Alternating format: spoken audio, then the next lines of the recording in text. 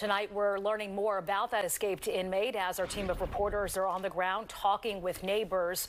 But first, let's start with Steve. How did this even happen? Well, it's happened again, is all I heard 50,000 times today. So we're back where we were in May, where two inmates escaped the Philadelphia Industrial Correctional Center. Now, this guy is an inmate at next door's Riverside facility, but he's working here at Pick, as it's called, in an orchard. They actually grow fruit behind it. And he is a minimum custody individual, as they call him, because he's supposed to be trusted. That's why they let him work in the orchard.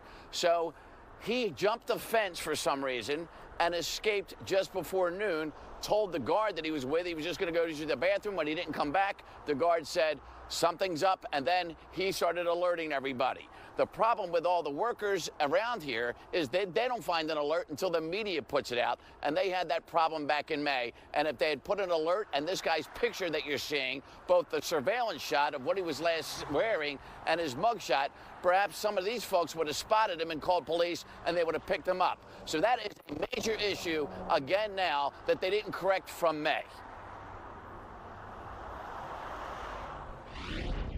We believe that he was influenced by the fact he was aware that he was going to be released to a program. The Bucks County matter was retail theft, and we believe that part played a part in his decision to escape.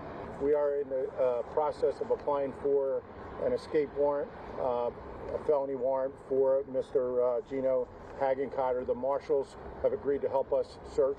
At this point, he doesn't have any dangerous history with the police. That's why he qualified to work outside and have a little more freedom. So at this point, I don't know. We want to get him back in custody as quick as we can. Yeah, one investigator told me this escape is the most serious crime this 34-year-old man has committed. Mostly just retail theft and a burglary and maybe a violation of probation, but now an escape.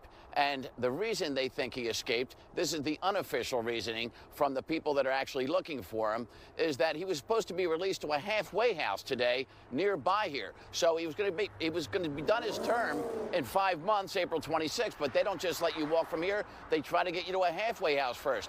And then that got canceled because they learned that he was facing another charge in Bucks County, and they think that upset him. They actually looked for him at the halfway house on Southampton Road, thinking he was going to go there because he was hoping to go there. Then they went looking for him at his mother's house, and they thought maybe he somehow contacted his mother, and then she was going to meet up with him. So they were watching his mother all day as well.